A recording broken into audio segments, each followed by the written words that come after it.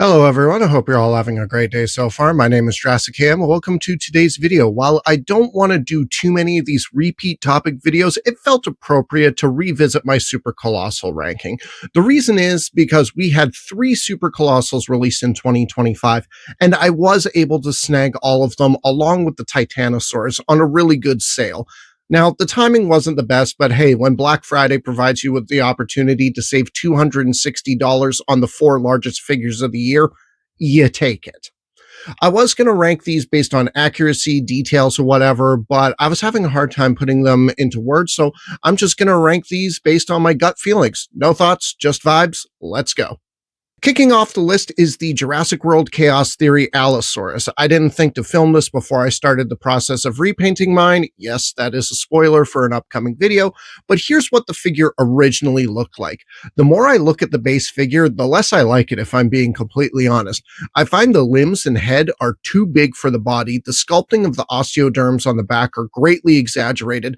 The detail on the non-armored parts of the body is nowhere near the quality of the others on the list, and the paint job does not do it any favors. The figure hardly looks like its on-screen counterpart, but hopefully by the time I'm done with mine, it'll look like something that Indominus Rex wouldn't return after 48 hours. Go subscribe to her channel if you haven't already. Up next is the Jurassic World Rebirth Mosasaurus. The detail and texture isn't super crazy on this one, but aside from the change of color in the pattern midway through the body, it's pretty accurate to what we see on screen. What keeps this one so close to the bottom for me is the posture. All the other Super Colossals have a more neutral posture, but this marine reptile's posture is far more dynamic, and it makes displaying it a bit more tricky, especially considering that a couple of fins on mine wouldn't clip on their own and had to be glued in. Good idea, but the final sculpt needs some tweaking. At number 9, we have the one that started it all, the Jurassic World Fallen Kingdom Tyrannosaurus Rex. The paint app is pretty plain, but all of the original Mattel Fallen Kingdom Rexes shared this paint app, to be fair. This Rex has probably the smoothest texture of the theropod figures, and looking at it again, something about the lower jaw does look weird, but it ranks higher than the Allosaurus because at least I can tell that this one is supposed to be the Jurassic World T-Rex. This one got a repaint for Dominion, and that color was closer to what the OG T-Rex is, but I skipped that one. This one may look like old news now, but man, in 2018, this was one of the coolest things to ever come out of collecting Jurassic. The number 8 spot belongs to the Jurassic World Dominion Giganotosaurus. My opinion on the Gigan's design literally depends on the day, but aside from how wide the head is and some of the color choices, this is not a terrible representation of the Dominion Giganotosaurus, and the darker paint green apps make a perfectly acceptable recreation of the striping pattern. It would have been nicer if the paint went further out on the tail and if the toe claws were painted, but this is still a solid Super Colossal figure. Still not a fan of the base green that Mattel cast their Giga sculpts in, though. They needed to be more gray, in my opinion, but I'll fix that eventually. In number 7, we have the Jurassic World Dominion Atrociraptor Ghost. While not the most exciting paint apps, I find the sculpt on this one really, really nice. The amount of detail packed into this figure is begging for the repaint treatment.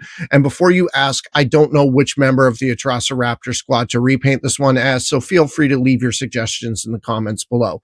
If the pattern on this figure actually matched Ghost's on-screen patterns, this figure would have been much closer to the top spot. But for the record, I do prefer this paint app to the total Super Colossal version that is exclusive to Costco. Coming in at number 6 is the Jurassic World Dino Rivals Velociraptor Blue.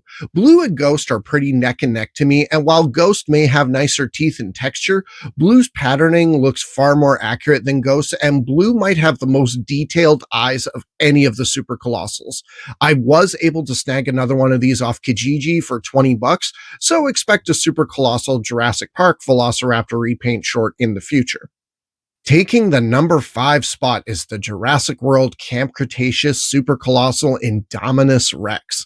I'm not sure what it is, but I don't have much to say about the Indominus this time around, and I think the figure pretty much speaks for itself. It's pretty accurate to what the Indominus looks like on screen, and much like a Atrociraptor Ghost, the level of detail put into the sculpt is begging for the repaint treatment, which I do hope to accomplish sometime in 2026. Securing the number 4 spot is the Jurassic World Camp Cretaceous Carnotaurus Toro.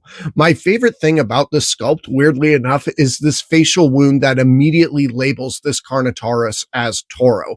Without that wound, this would still be an absolutely gorgeous Carnotaurus figure, but it's nice to see a figure with the wound sculpted in instead of painted on. I still have to do the regular and extra crispy variants of my Super Colossal Toros, and it would be nice if I can make that happen in 2026, but there's only so much time in a day to put towards painting figures this large. This one took the gold the last time I ranked these figures, but after 2025's offerings, the Dino Tracker's Indoraptor has been demoted from gold to bronze. Considering how fierce the competition is, third ain't a bad place to be.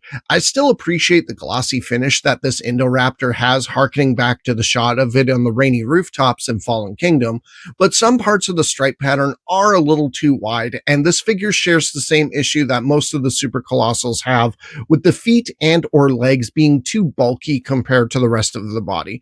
I'm still glad that my favorite hybrid managed to rank this high on the list, though. In second place, taking the silver, is the Jurassic World Total Super Colossal Spinosaurus, or Spinosaurus, according to Mattel's shipping box. When this one was first announced, no one was sure if it would represent the Rebirth Spinosaurus or the JP3 Spinosaurus. I would have been fine with either one, but with so many Rebirth Spinosaurus items that came out in 2025, it was nice to see the JP3 Spinosaurus make another appearance in toy form, personal feelings on JP3 aside. The paint apps could use a little work, but the sculpt is very nicely done, and it is immediately recognizable as the fan favorite creature.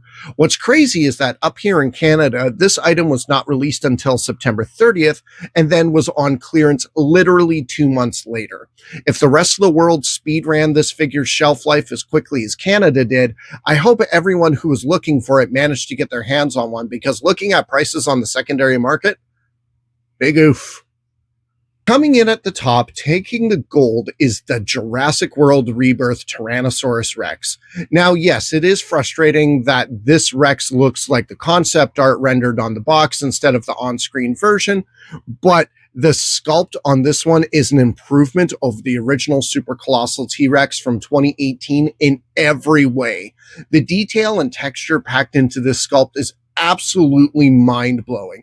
So much so that not only did I buy one of these on Black Friday sale, I also asked for a second one for Christmas so that I can have both a Super Colossal Buck from the Lost World and a Super Colossal Ember from Rebirth. I will tackle Ember sometime in 2026, so make sure that you're subscribed to the channel for that one. And that is my revised ranking of the Jurassic World Super Colossal figures from Mattel. While I was writing the script, I found out that allegedly 2026 will see the release of a Super Colossal Distortus Rex, and I gotta say that my curiosity has been piqued. Now, how do you guys rank the Super Colossal figures? Be sure to let me know in the comments down below. Folks, if you've made it this far into the video, I want to thank you so much for taking the time out of your day to watch it. If you like what you see, be sure to give the video a like, subscribe to the channel, ring the bell for any future notifications, and share this video around. And until next time, this is Jurassic KM, signing off.